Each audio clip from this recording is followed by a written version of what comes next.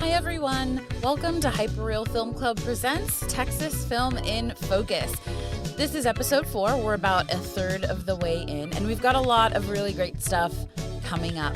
And I do want to take this time to let y'all know that I have been getting a lot of really great feedback from people in terms of who I'm talking to, the topics I'm covering, and I love that. And that has been so helpful for me as I kind of continue this journey of really trying to cover the breadth of what Texas film is, right? So when I set out on this project, I really wanted to make sure that you're getting the most out of this. So if you know people that would be interesting for me to interview, let me know. I have a link in my bio to a Google form. Again, very DIY, but you can DM me, tweet me, whatever, and just give me some names, right? So basically, I want to know what you want to know. So tell me. So that form exists. It's available to you so that you can submit any interesting people that you think would be great to include in this conversation. Again, I want to plug the show notes. They do have links to all of the stuff we talk about in the episode, and they're a really great resource for you. So let's see what else. Oh yeah, feel free to share this with your friends. Hopefully there's something that resonates with you that you're inspired by. So share it. Highly recommend doing that. We're on several platforms. I personally tend to lean towards Spotify, but we're on a couple because we do distribute through Anchor. We're on Pocket Cast, we're on Google Podcasts, we are on Breaker, we are on Radio Public. So you can click into the Anchor link and it'll give you kind of all of the other channels that you can use to listen to if you have a preferred channel. Also on the Anchor page, which is actually really cool, it's this option to message us. So if you wanted to send us a voice message, you can do that there from Anchor. There's this little button that says message, and it's an audio input. So you can send us a voice message. If you leave a voice message, please make sure to leave a way for us to contact you back. Include that information, whether that's email, Instagram handle, Twitter handle, whatever. All right, so I think that's all of the housekeeping that I think I need to do at the top of the show. Is that all? Okay, so let's dive into today's topics. During this journey of thinking through all of the elements I wanted to cover in the show, one of the things that I tap into is my own personal influences and moments in time of significant change. So when it comes to my film consumption, I have vivid memories of being influenced by unconventional screenings / exhibitions and taking regular trips to the video store. These two environments were ripe for discovery and places where I found myself being the most open to new exploration. So let's circle back to my dad. I mentioned in the first episode that he was basically obsessed with movies and was the one who accompanied us on our early exposure to film. When we weren't in the movie theater, we were at the video store. We spent a lot of time perusing the rows of shelves covered in discs and VHS tapes.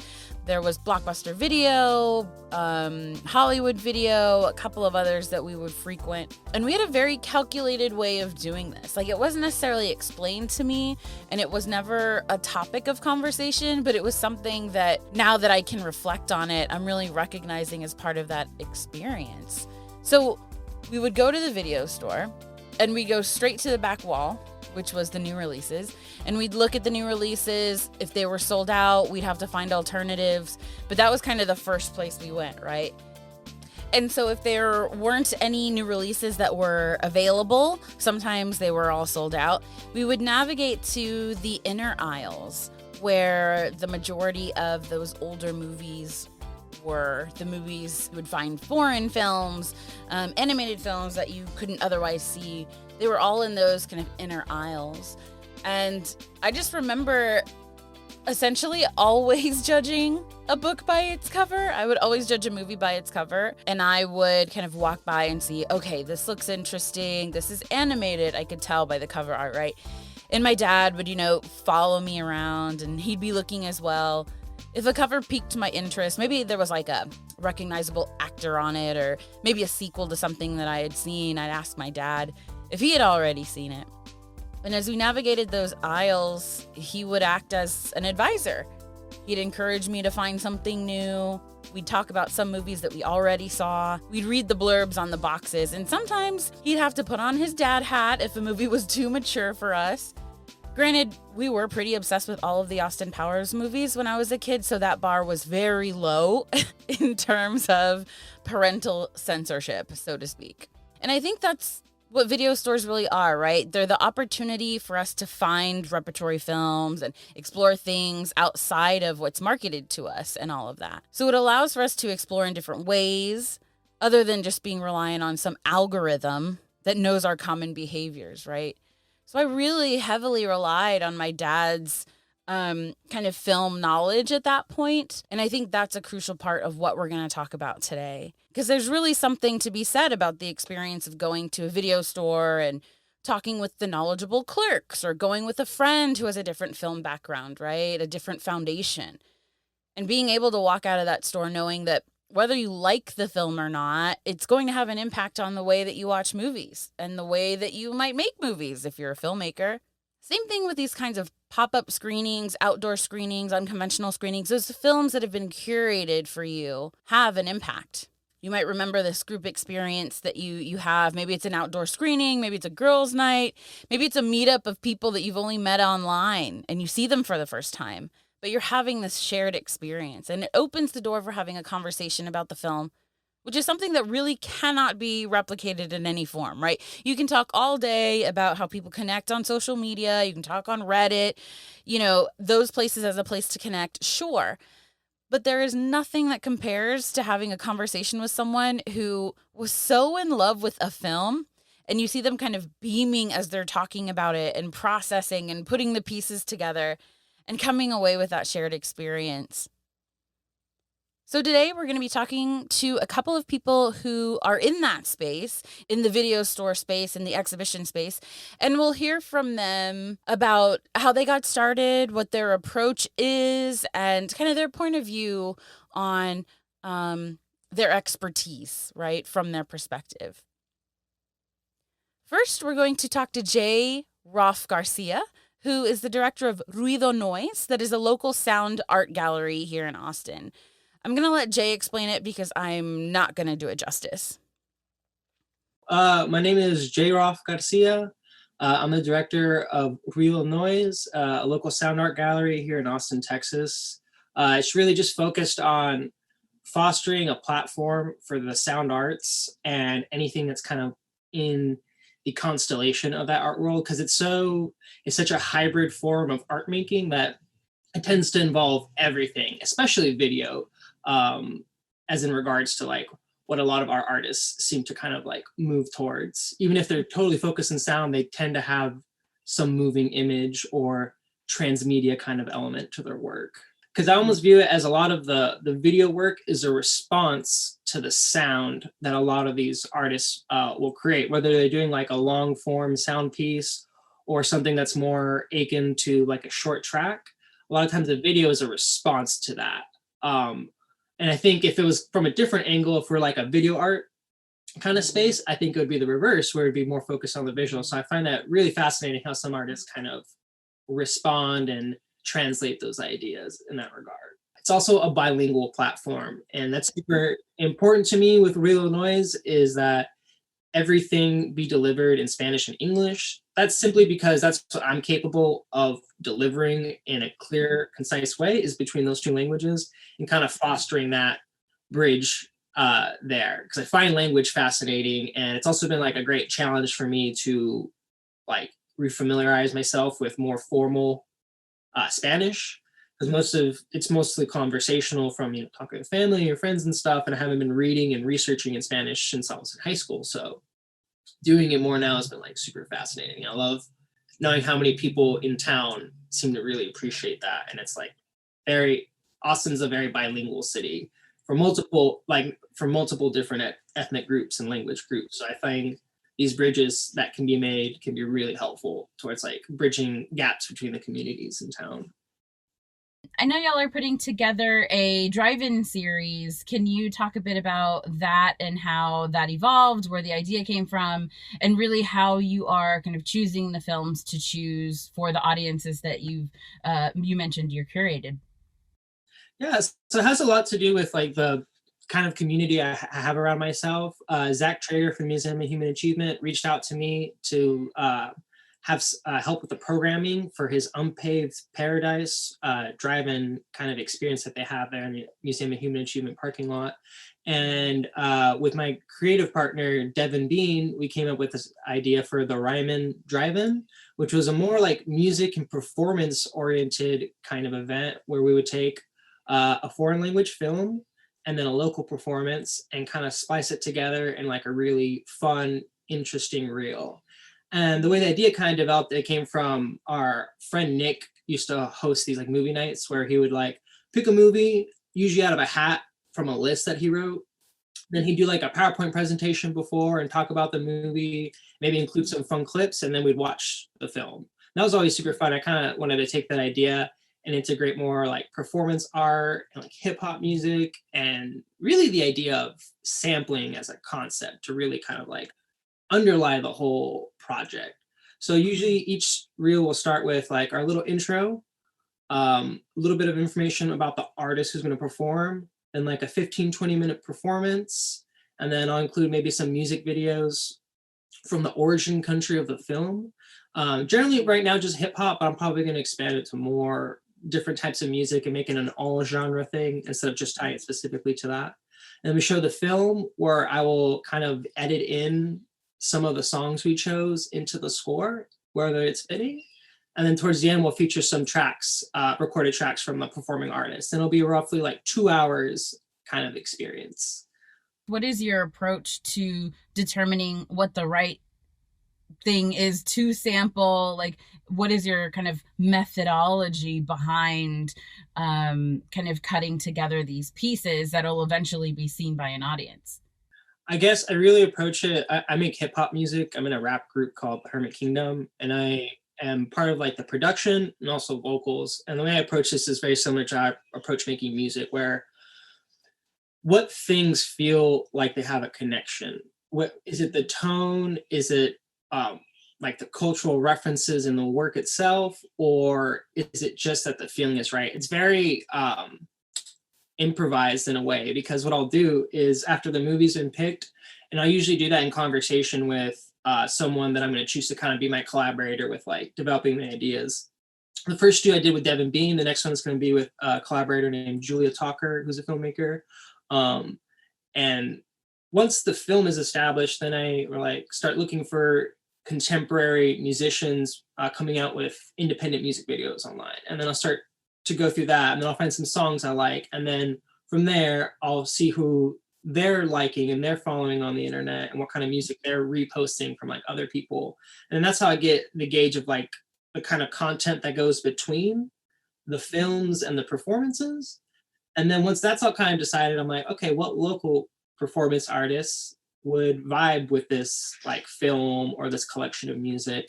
And so far we've had 2 hip hop performers, but I kind of hope to expand like the genre of the kind of performers we're showing, especially if we can continue to do this series on into the future. Wow. How have you found the drive-in experience to be? I know a lot of people kind of had to shift to that during the pandemic and everything. And everyone's experience is really across the board. What is that looking like for you? Is it something that you'll continue to do, or was it really just kind of a temporary fix for the current situation? It was kind of like because the Museum of Human Achievement kind of offered this platform of like, we have this infrastructure for like a nice screen, and it's like a combination of, I think, 10 car spots and 10 platforms with chairs. So the audience can kind of choose which one. And I really like the forum. The whole vibe of the evening is always very like, feels like like a lot of community, but also everybody can have the space that they need, which I'm always a big fan of. And then setting it up is it feels a lot like a live show. Like I'm about to have performers on because they're setting up a sound booth and then all the computers and stuff. So very much feels like a show almost. It would be cool in the future to integrate live performance in front of the audience instead of having to video record it beforehand. But that's something I kind of like am looking down the line to hopefully like integrate, and then still be able to have like sit down or a drive-in experience for the film portion of it. Personally, I am so looking forward to going to the next screening of Ryman Drive-In, which will be in the fall. You can follow Ruido Noise at ruido.noise on Instagram for updates on all of the new stuff. Jay is also coming back in a future episode because our conversation covered some stuff that you're going to want to stay tuned for. Next, I talked to someone in San Antonio who was recommended to me by a good friend. So I talked to Rick Martinez, who runs Slab Cinema with his wife, Angela. And I talked to him about how they got started, what Slab Cinema is, and what the future looks like for them. So how did Slab Cinema start, and kind of what was the thinking behind doing something in the way that you're doing it? Well, it started back in like 2001. We moved here in 2000 to San Antonio, and we came from Albuquerque. And a lot of things we noticed was there's like a lack of an independent video store. So that's something that we had when we were in Albuquerque. There was a video store called Alphaville downtown, and it had its arranged its movies by director, and it was just a really good resource for the downtown neighborhood. So we saw that they didn't really have anything like that in San Antonio in our, what we could find. So we decided to open up a video store called Planet of the Tapes, and that was in the Southtown area. And that was the start, kind of the origin of our relationship with Slab Cinema. Because what we did was we would put a sheet on the front of the store and show movies to create some spectacle on the front of the building, and then have a little crowd in the small parking lot that we had in front of the store. And a friend of ours who owns a bar, La Tuna, well, he noticed that screen, and he said, "Hey, why don't you guys come over? I have a bigger parking lot by my bar across the street. Can you guys do something like with public domain movies over there?" So we did a trial run out there, and then it grew. We built a permanent screen out there, and then that got the ball rolling. And there was a concrete slab on that site. That's where people would sit and bring their chairs, and we would do public domain movies like Detour and what were some of the other ones we did? Bucket of Blood, Roger Corman movies, a lot of movies that were in the public domain. And then that property got sold, so we ended up having to find a new home, and that's when we started working with the city. And we moved to Hemisphere Park and San Antonio Museum of Art, and so people started hiring us for their public spaces. And it's really a community building project and a labor of love in that sense. So that's kind of how the origin of Slab Cinema happened. And now, we're here, like, I guess it's been 12, 13 years now. Since you're working with various partners, how do you determine the films that you play? We collaborate with the city, and then they come up with lists of movies that they'd like to show, and then we kind of give them recommendations, and it's a back and forth. And then a lot of times people ask us to curate certain movies, and it's a collaborative effort as far as between us and the host. But we have our own series that we're doing in Frost Legacy Park. I don't know if you know that big glass building downtown that they just built, the Frost Tower. And there's a barbecue place that just opened up called Pinkerton's, and they built this nice grassy like park space that's it's got a little amphitheater slope, and it's really good for outdoor movies. So we just did our own series there where we're sponsoring it ourselves, and we wanted to do we're doing Darjeeling Limited out there by Wes Anderson, and we did Cinema Paradiso, and that's been a fun series also. You mentioned the community building aspect. Can you dive a little bit into that and talk about that part of it?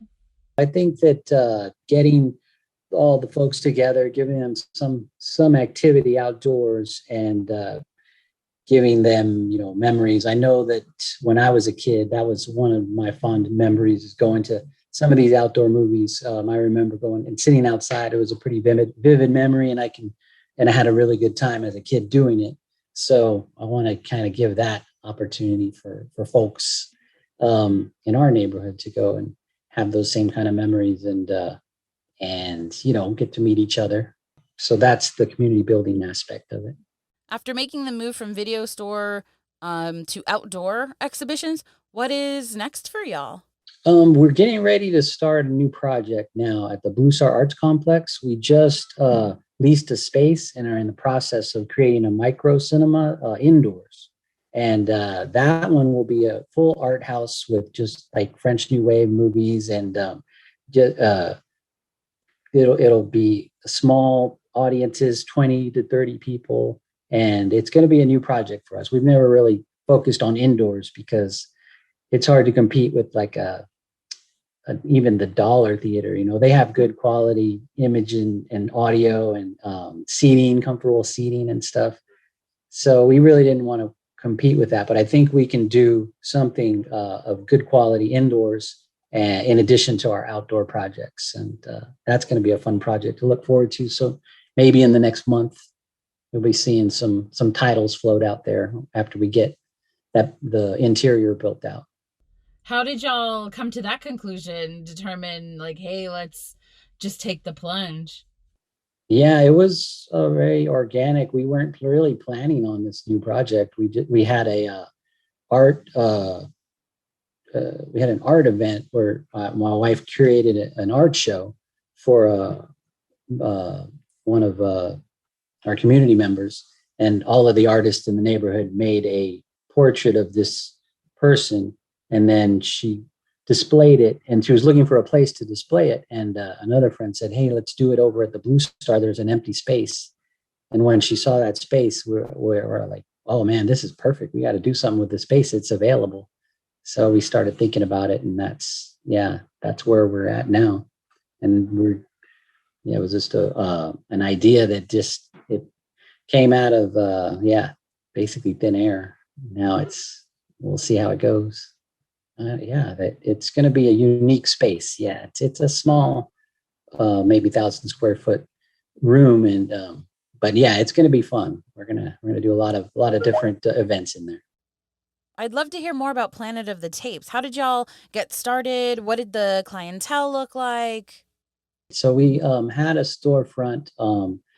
It was across from the pig stand, the original pig stand, which is on St. Mary's and in Southtown. And it was a small, that one was like 1,400 square feet, the building. And we cut it in half, and we lived in the back, and we made a big wall that just kind of divided the space. And the front was the storefront and the videos and all of the merchandise. And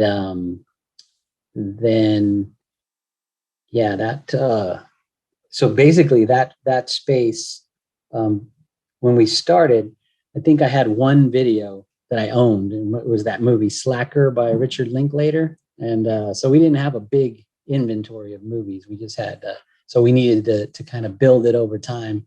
And so we did what Alphaville did in Albuquerque. We would organize them by director, and we had our director's wall. We had customer recommends or customer picks, and it really was a good resource for all, because a lot of people could walk there. It was right between the two neighborhoods of La Vaca and King William. It was right on the border of both neighborhoods, so very walkable. And we got to meet a lot of people and make a lot of connections with that store. It was it lasted maybe, I'd say, maybe 3 years we were there, and then Netflix came, and that was it for us. Yeah, the Redbox and Netflix and stuff, but that was tough, I think. But it was a very fun project, and that's when we focused all our energy into the slab cinema portion, right at that transition when we stopped doing the tapes and we went into the outdoor cinema business. Y'all don't even know how excited I am about a micro cinema coming to San Antonio. I am so excited to see what Rick does with this, and definitely think that it could be a great place for this kind of exploration and expansion of film knowledge, right? So super excited about that. If you want to follow along the kind of journey to micro cinema, Slabcinema.com is the way to follow. Check it out in the show notes. We'll have that information available for you there.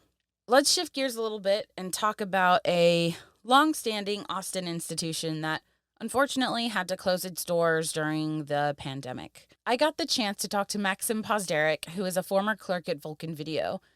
We had a really great conversation about the video store itself and the history of the video store, what it meant to the community. I really got some insight on how important something like Vulcan Video is to the film community here. Yeah, so I've lived in Texas all my life. I grew up in Carrollton, suburb of Dallas.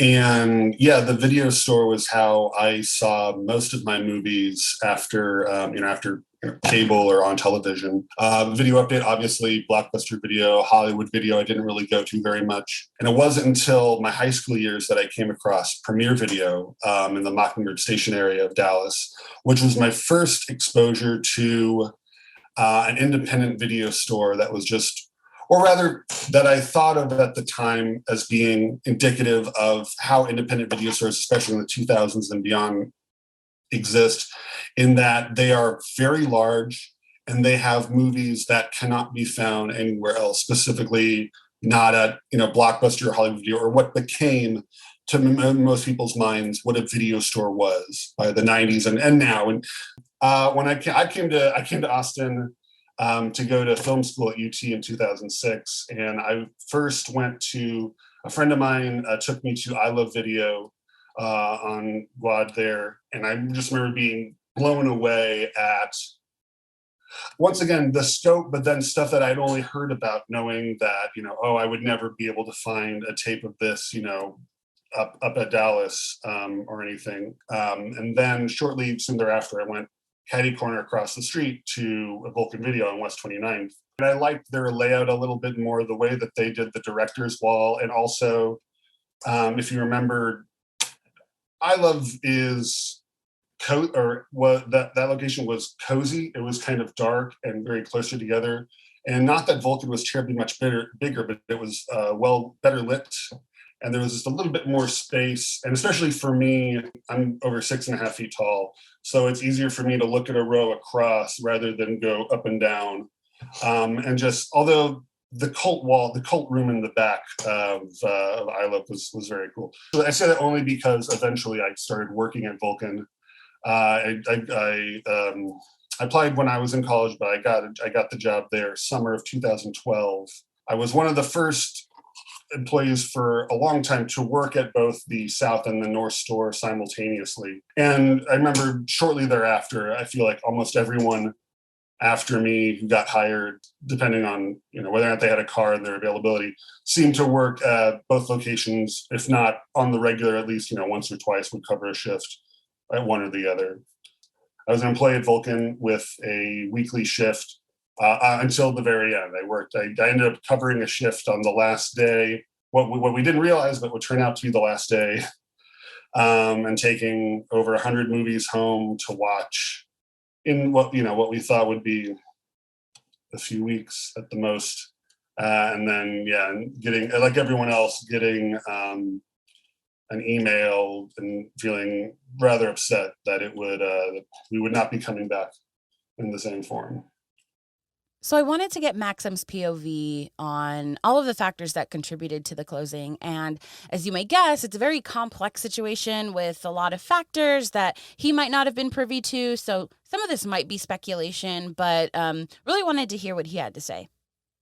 At that time, especially in the last 5 years, we had taken a lot of financial hits.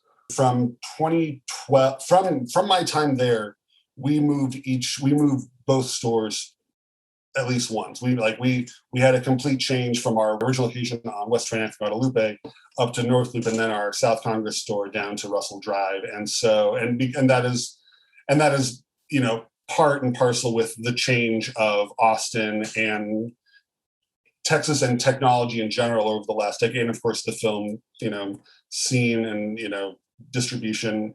And so, like, when you lose a central geographic hub, an audience and a customer base, and especially just the cost of having to do that, having to find a new place, having to store the contents of the video store in storage for months. A lot more was coming out of their pockets than going in. At some point, the later in 2020, our lease for the Russell Drive location was coming to an end.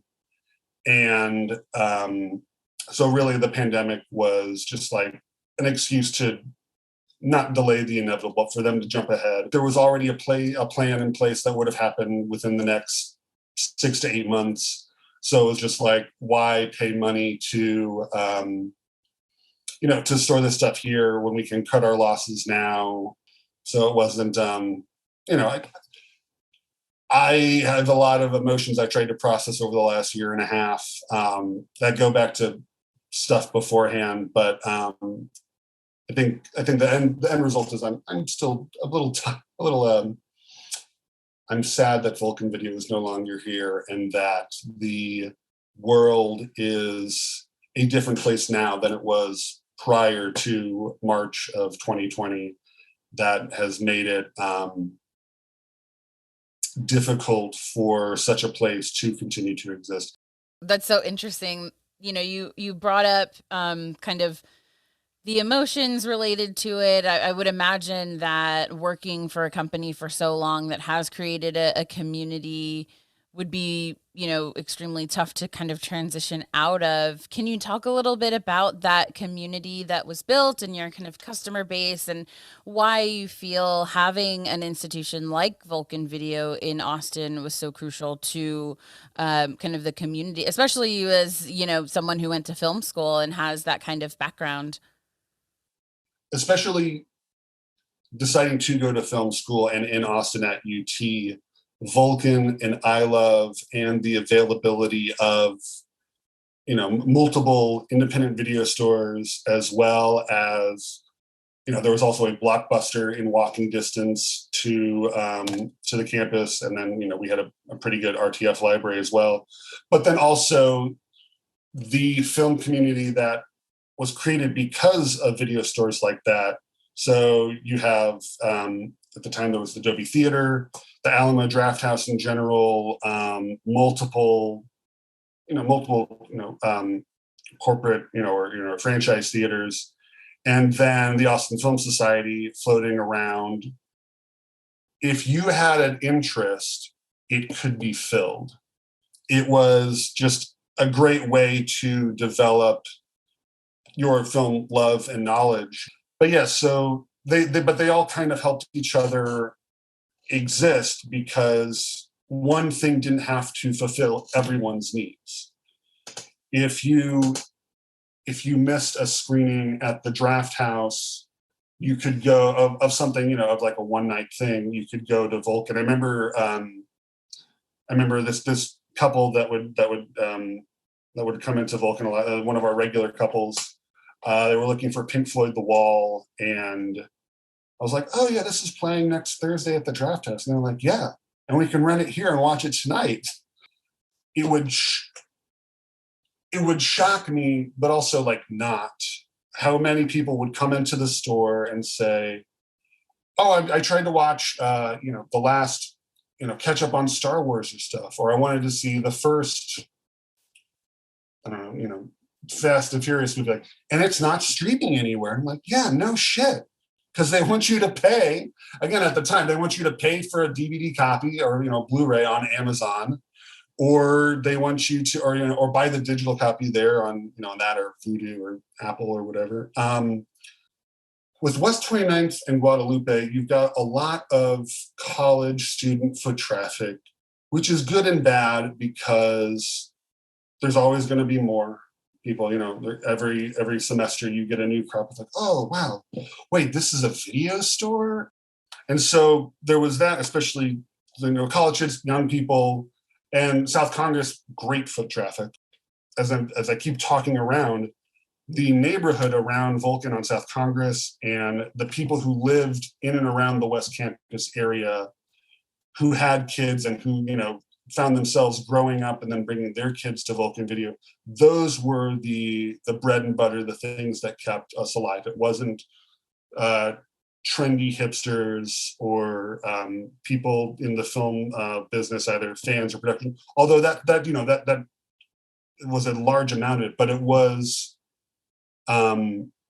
people showing The Secret of Nim to their kids for the first time. There was a grandmother who every time her grandchildren would come in, like they would go to the video store and stuff and be like, oh wow. And I relate to that because that's what my grandmother did when I would go up to Ohio, and we would walk the blocks to York Video and walk around. And there were a number of couples, and every day there would be regulars who, I wouldn't describe them as like not lovers of cinema or anything, because they certainly were, but they weren't engaged in the film scene in a way that a lot of people would consider it. We had this unofficial film noir club on Wednesdays at the North Loop store of Dean and Mojo and Jefferson and a few others. These were all men, over 40, 45, 50, who would come in and hang out at Vulcan and talk movies and stuff. And you would only see them, or I would only see them, at Vulcan Video. These were people who were consuming as many movies as anyone else, but on a rental basis, talking to employees, especially ones that they knew and trusted, and saying like, oh, what do you think? Would I like this kind of thing? Or it's like, hey, do you have the new Midsummer Murders?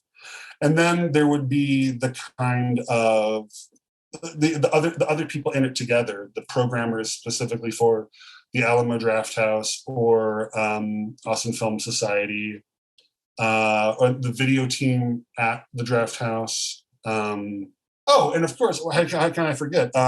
Especially at West France Guadalupe, the professors, film, film, and instructors just in general. Like we had one woman who taught a dialects class, and she would come in every semester or so and rent a few certain movies that like these have the best Russian accents.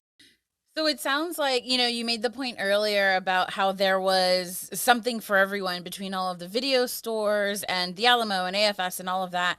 Now that the landscape has obviously changed, what are the holes now that exist because there isn't all of these places that can address something for everyone? Honestly, I'm still not entirely sure what we have coming back. Like we got a few draft houses. Actually, we're only one draft house here that's not coming back, the Ritz, which is very unfortunate. AFS just reopened. The Paramount is doing its summer series and stuff, although it's not really a place to go for like year-long repertory programming.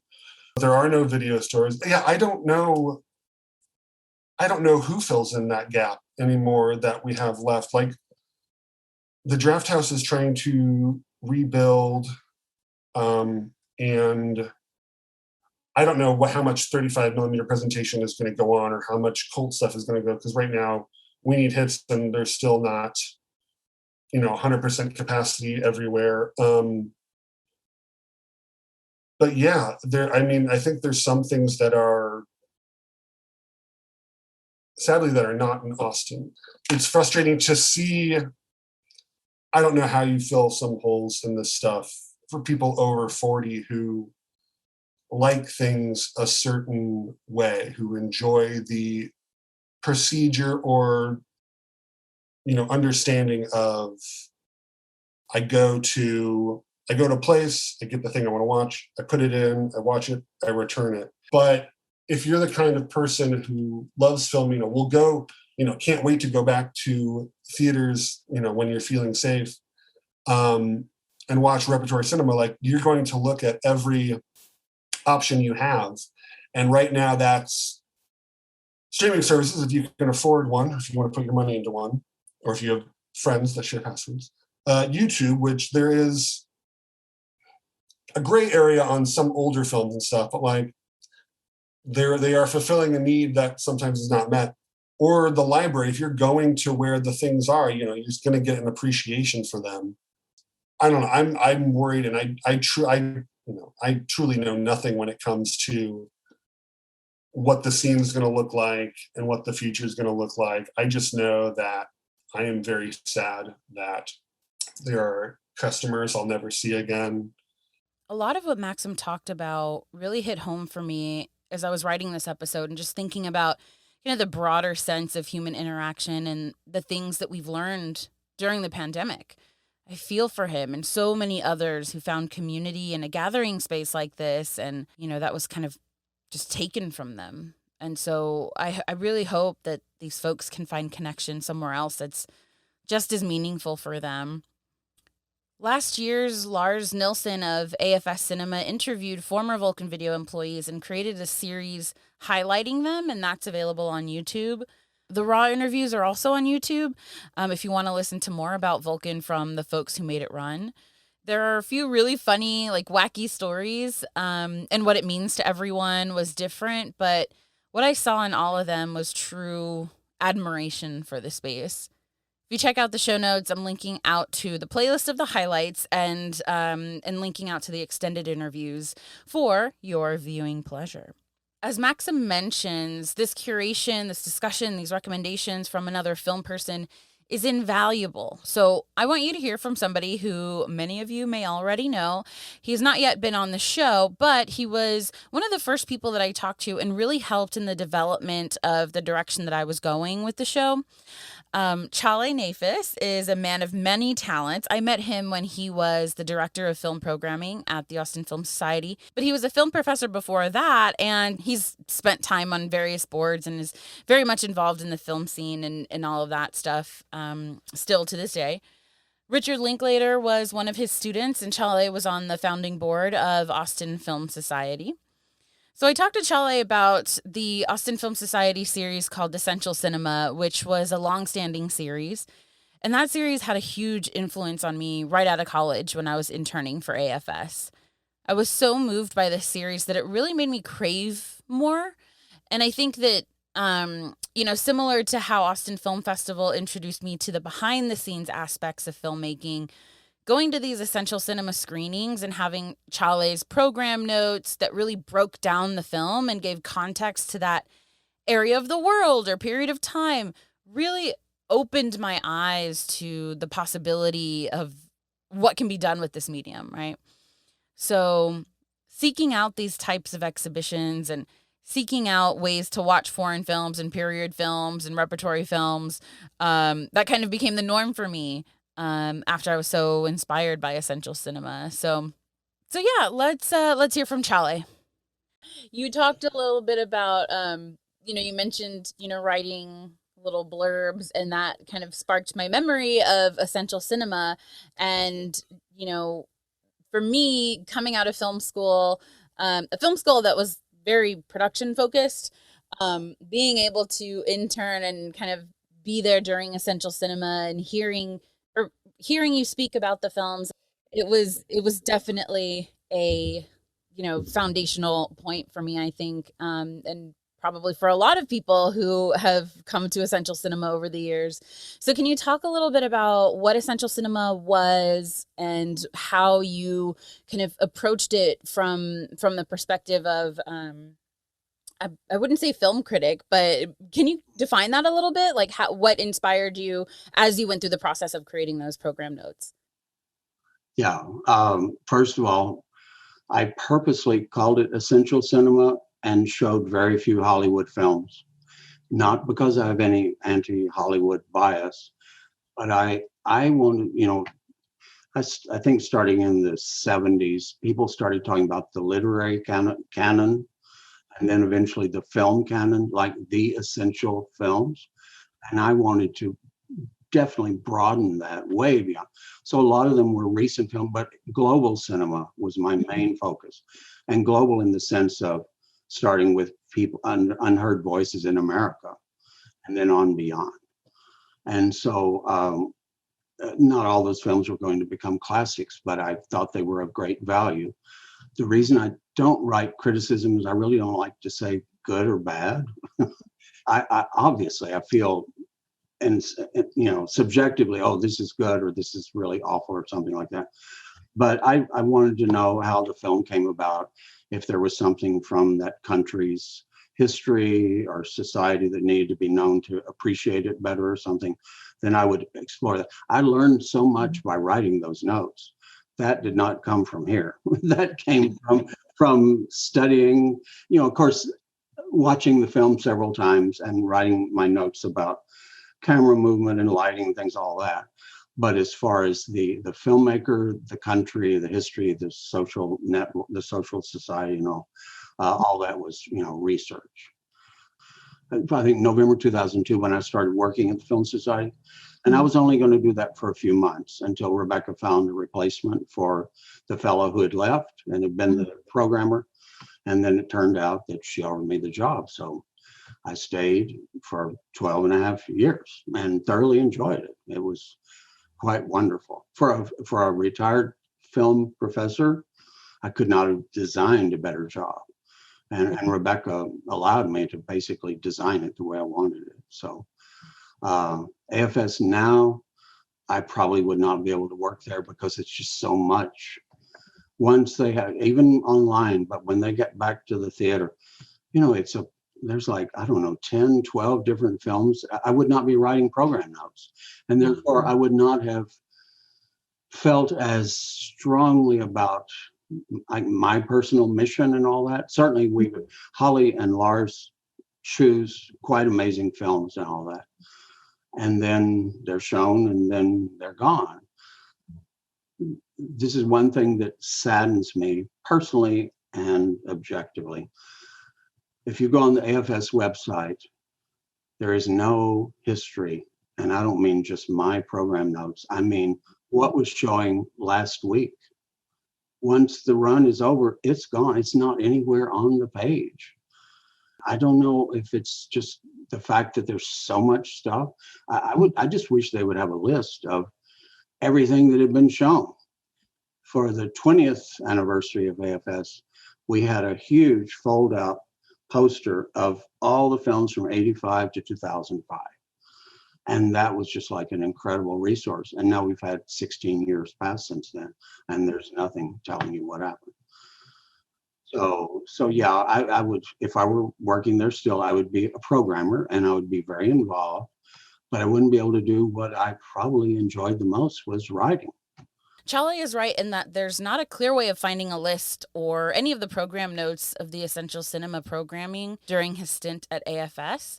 And when you Google AFS Essential Cinema, you'll see a few trade magazine articles pop up referring to past screenings or some of the new stuff, but it's very difficult to track down all that was presented in that time.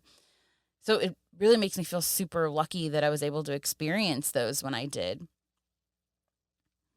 Okay, now it's time for the lightning round. But first, I just kind of want to give a disclaimer. So at the time of this recording, COVID cases are starting to rise across the country again.